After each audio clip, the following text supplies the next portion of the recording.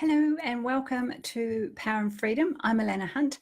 Thank you for being here with me today. We're going to talk about something called the comparison trap. I've put a little note up here and it says, in a world of social media where many people put a version of their life on display, it's easy to compare yourself to others. But there's an even more powerful comparison trap we can fall into. So, I mean, you've probably seen it, right? There's this idea that on Facebook, people share like the best version of their life. They don't always tell you the things that aren't so great. They're very much about, I'm going to share all the wonderful things that happen in life. And, you know, wonderful things happen to all of us, but not so wonderful things happen as well. But we don't always get to see those things. And so we can look at other people's lives and we can think, oh, well, it's all right for them. They have this amazing life. Oh, I wish I had their life, or I wish my life was more like theirs. And so what we can do then is we can start feeling like there's something lacking in us, that we should be more like them. Or if we were more like them, then, you know, we would also have the life that they have. And that's the usual way that we look at comparing ourselves.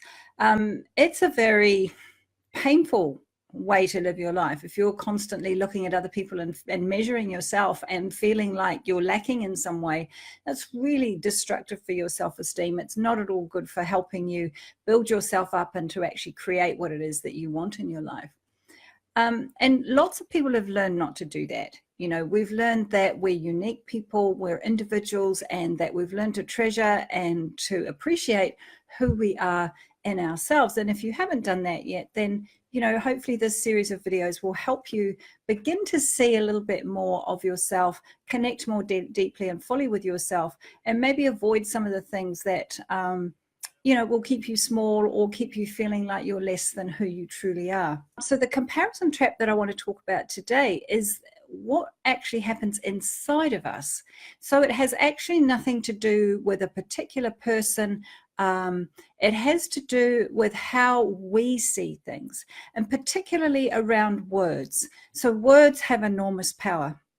So I'm going to give you an example. I'll say a couple of words, and as I say them, have a think about what comes into your mind, because you'll probably get a picture or a definition or an idea of what that word means to you. So if I say the word love, for example, you will have a picture of what love looks like to you. If you have great love in your life, or the sort of love that you would like to have in your life, then perhaps that will be attached to a person. But it's a feeling, and it's about what we do with that feeling. We want to feel a certain way, certain emotions, certain thoughts, certain ways we want to feel in our body when we say the word love. And what happens is that then we put a whole bunch of rules around it. So we might say, well, in order for me to feel loved, I need da, da, da. So I might need my partner to tell me that I'm loved every day. I might need my children to tell me I'm loved. I might need 6 hugs a day, you know, whatever it is. And we put these definitions and rules around love. Before I elaborate on this, I'm going to say another word, because I want you to think about this one as well. Is another word is success. So when I say the word success, what does that mean to you? Does it have to do with money? Does it have to do with prestige? Does it have to do with security? You know, what does the word success mean to you? What value have you put around that? What rules have you put around it, and what definitions? So if I say, well, for me to feel like I'm successful, I would need these things to show up. I've created a measure, and this is what we do with words. And those measures come from society. They come from the people who have raised us. They come from all sorts of places, but most of the time they don't come from us. And so we have these words that we create definitions and rules around. And then you know what we do? We compare where we are and who we see ourselves as with these definitions that we've created. So it's not about comparing ourselves with other people. Certainly other people's success, if it matches the definition or looks somewhat like the definition that we've created for success, we might take that on board and we might compare ourselves with those people. But what's more harmful than that is the comparison trap that we can fall into in ourselves. It's a really interesting topic, this one. And a lot of people don't really talk about it. We talk about externalizing and looking all the time for comparisons outside of ourselves, and we can learn not to do that so much. But the internal comparisons that we do, And basically what we're doing is we are comparing where we are in our lives with our definition of where we think we should be or who we think we should be. So if I wanted love, how would I know when love shows up? So I've created a set of feelings or emotions or ideas around what love looks like to me. I have also probably created some rules around that, as in, somebody needs to tell me every day, whatever those rules are for you. And then when the love that shows up doesn't match the rules that you've created, it doesn't look like love. Or you start to question, this person says they love me, but they don't. Clearly they don't, because they're not doing da, da, da, da. And so what we can do it with ourselves as well. If let's use success as an example, there's perhaps success. It might be in a job, it could be in business, it could be in other areas of your life. What is it to be a successful mother? What is it to be a successful partner? What is it to have financial success? All the different types of success. And each time we talk about success in a different way, there's a set of rules and a set of expectations that sit around that. So I could look and I could say, well, my definition of success is to earn 100,000 a year, let's say. That's actually not my definition of success, but let's use it as an example, because for a lot of people, perhaps that's true.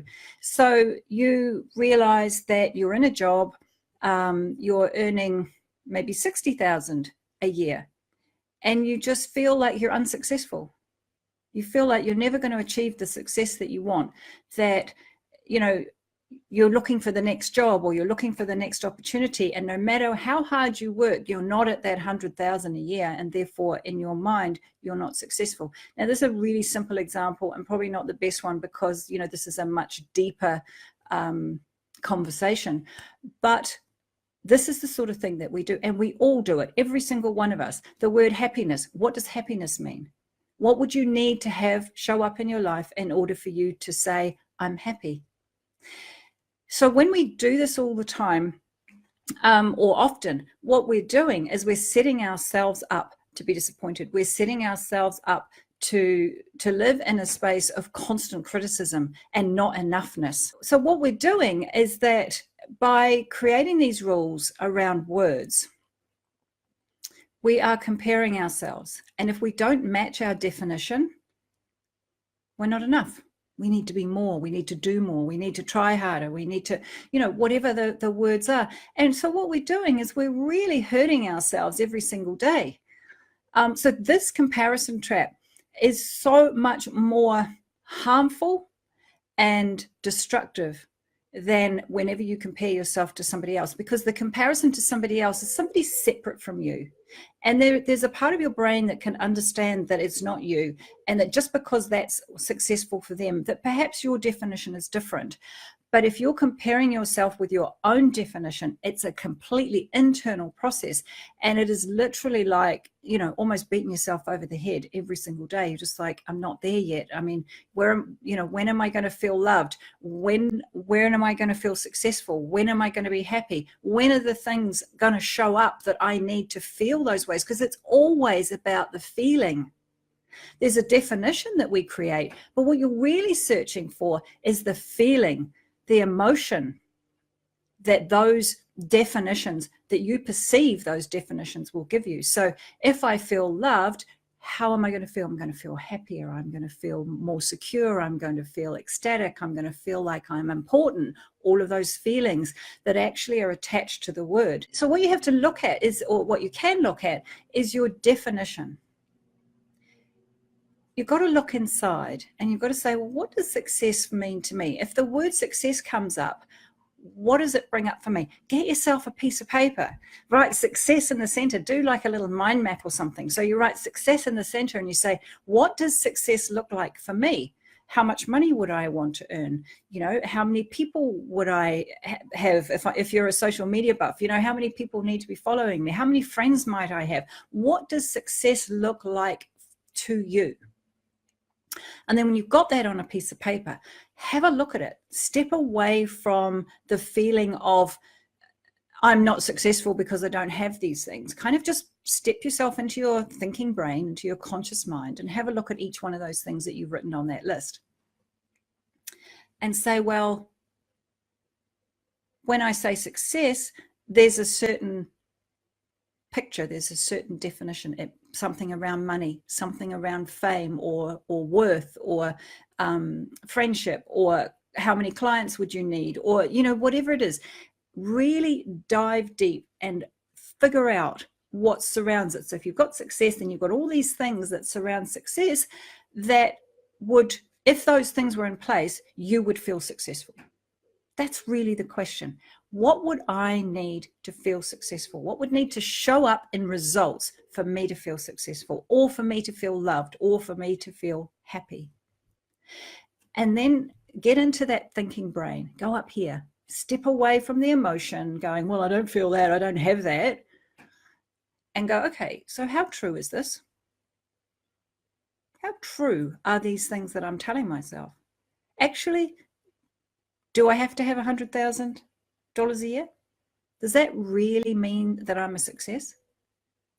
And what you're going to be doing here is you're really asking yourself a lot of questions, because inside of you is all the knowledge, the true you.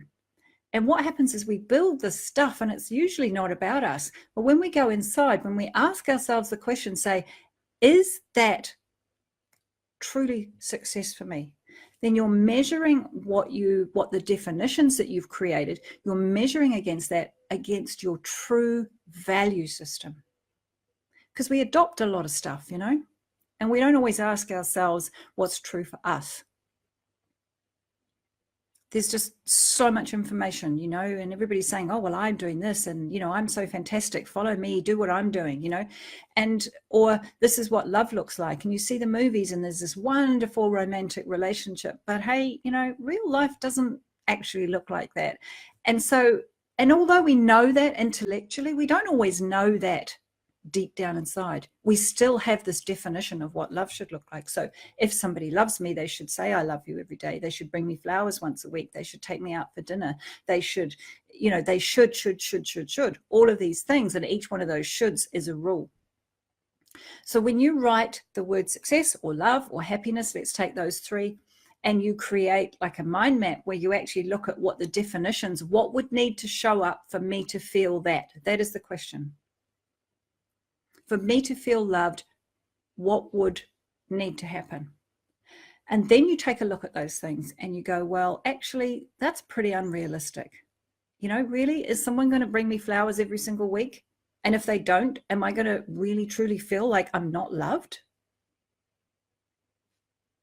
If my kids get mad with me, you know, I don't want my kids to be mad with me, because then they won't, you know, I won't feel like they love me. Well, you know, kids are going to get mad with you. And if you're doing your job as a parent, they're going to get mad with you, because you know what? You're not going to give them everything they want every time they want it.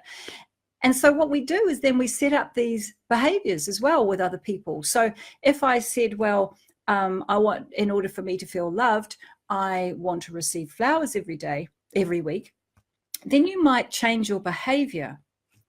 You might change your behavior in a way that is where you know that if you behave a certain way, you're more likely to get flowers. Or if you don't get the flowers, then you might get really snippy. You might start to pull away from the person. You might, so what happens, this is what I'm talking about, so that these definitions, and when the things that we perceive need to be there in order for us to feel what it is that we want to feel, successful, loved, happy, we feel like we're a failure, or we start judging other people. And we actually can walk away from wonderful relationships. We can walk away from a wonderful career, or a wonderful business, or things that actually bring us deep contentment and joy, because it doesn't look like some definition that we've created based on usually a whole bunch of other people's expectations, or society's expectations, or what we are brainwashed with, because the media feeds us information all the time. This is what success looks like. This is what happiness looks like. This is what love looks like. And so a lot of that stuff we take from outside of, and we internalize it.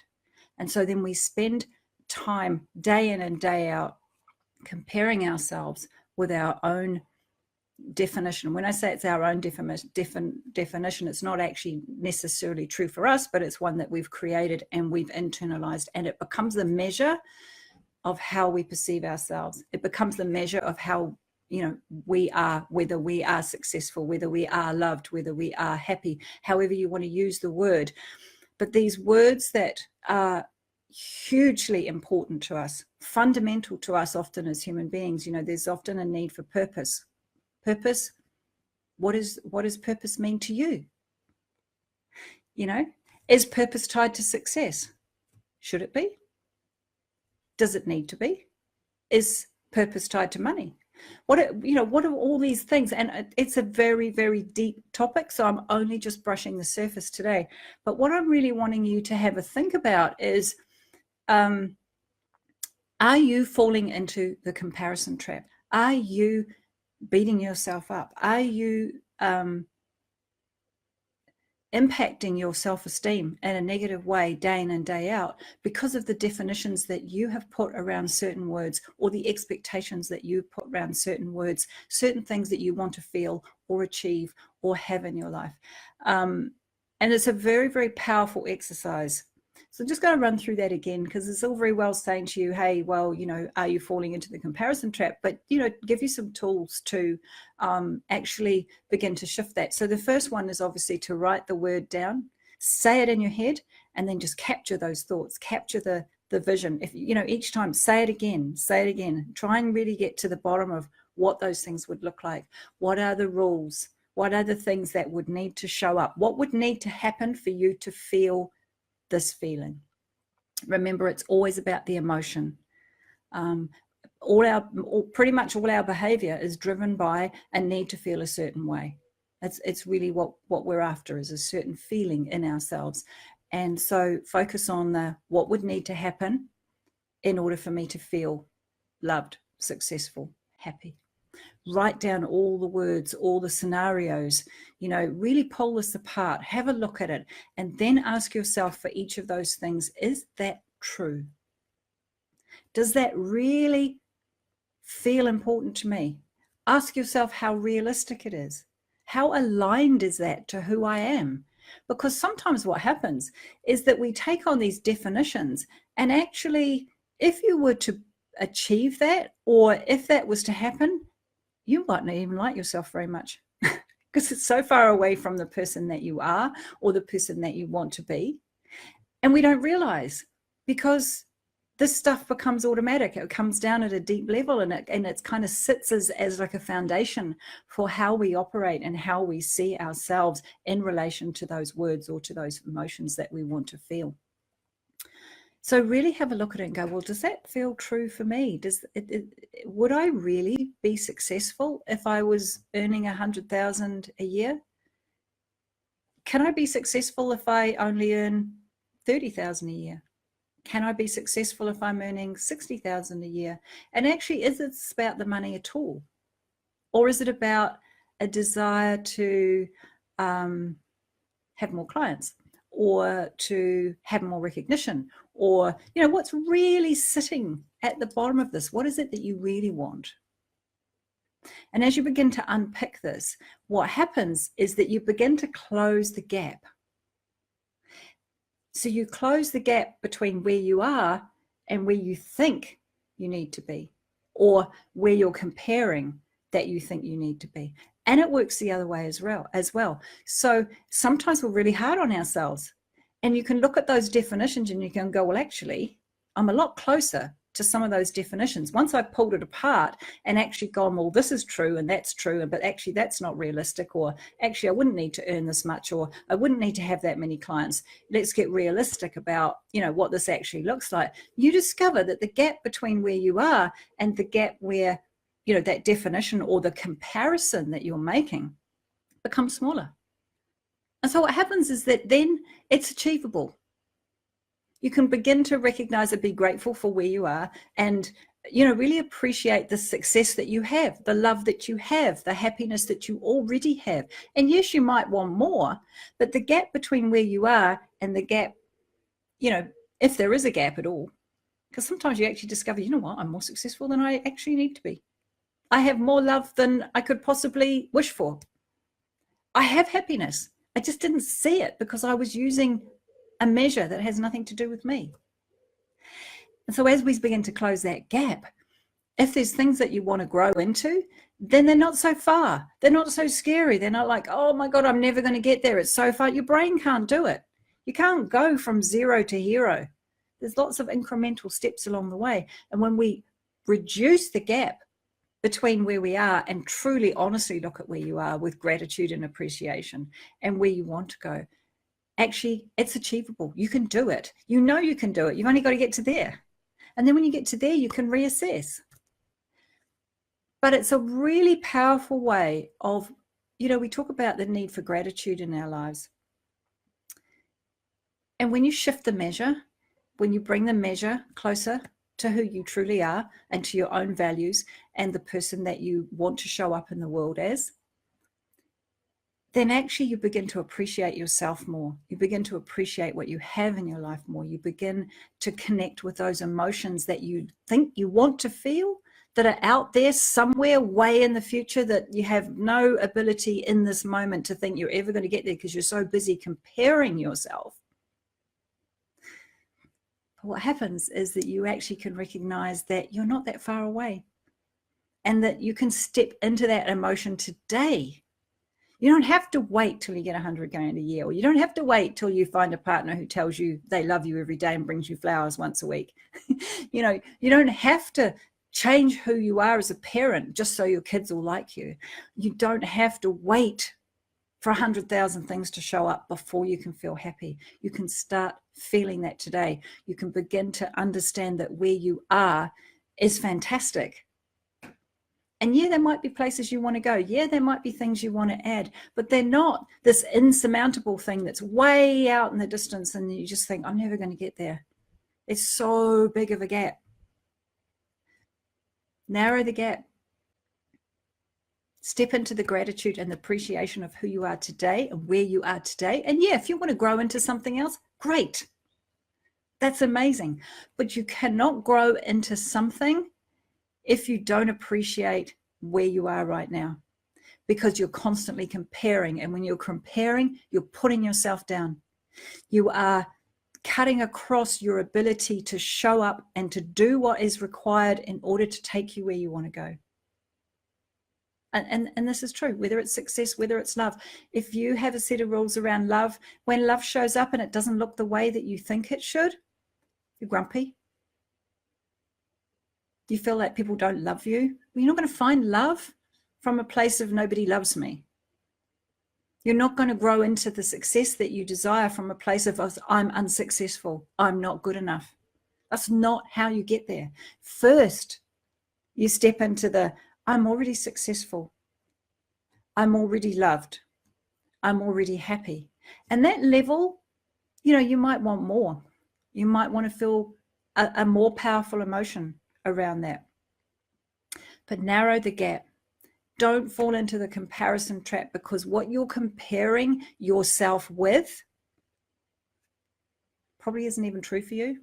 Probably isn't even what you want. So when you look at it and you define it, look at how you're defining it. Look at the rules that you've created around that definition. What would need to happen for me to feel? That's the question. And begin to unpick it. Begin to narrow the gap. Bring it closer to you. Begin to see how much of those things are already true. Step into that feeling. I am successful. I am happy. You might not. You might have things you want to achieve. That's okay. But when you say those things, when you've got this massive gap and you're comparing yourself, your brain goes, no, that's not true. I'm not successful because this is what would need to happen for me to be successful. I'm not loved because this is what would need to happen for me to feel loved. And that isn't happening. So clearly I can't be successful. I can't be loved. And that's what happens. So that's the comparison, right? I'm here. This is where I need to be, or this is what would need to show up. And that big gap creates this sadness and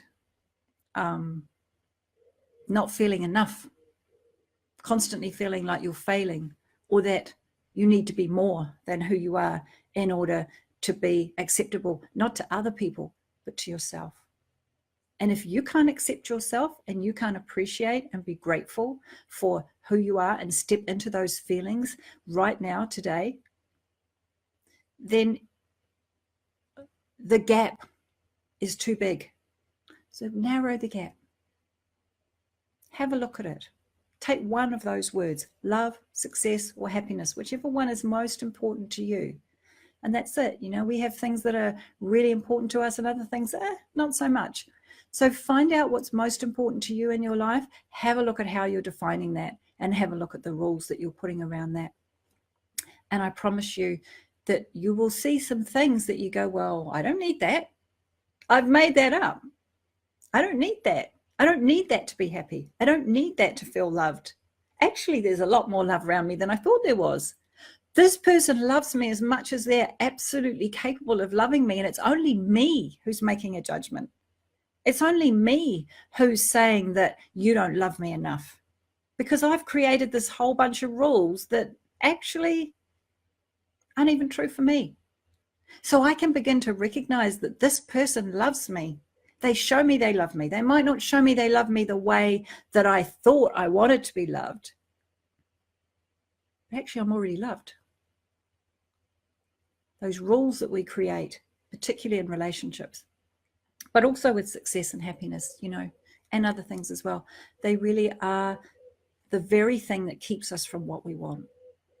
So if you can maybe have a look at that this week and see if there's a way for you to begin to look at some of those definitions and some of those rules that you might have in place and begin to feel the feeling that you want to feel today. You don't have to wait to be happy, to be successful, to be loved. You can find that today. So don't fall into the comparison trap, you know. Begin to appreciate, see yourself, step into what's true for you, your values, and create your own new definitions around those words that are much closer to where you are and actually who you are. And in that way, you can begin to build your self-esteem. You can begin to feel like you are enough, that you are on the right path, that you are happy, that you are loved, that you are successful, and that you are more than enough exactly as you are. And grow into more of those things because it's not that big of a gap. Anyway, I hope that's helpful. Let me know if you do that. Let me know how you get on, because actually this is a very, very big topic, and it's something very, very close to my heart. And we're going to talk some more about this again, but this is a bit of an introduction. So the comparison trap is not just about comparing yourself with other people. It's actually about comparing yourself with your own definitions that you've created. And by shifting that, you can step out of the comparison trap and you can begin to recognize that actually you're pretty amazing. So I'm going to leave you with that. Thank you so much for joining me.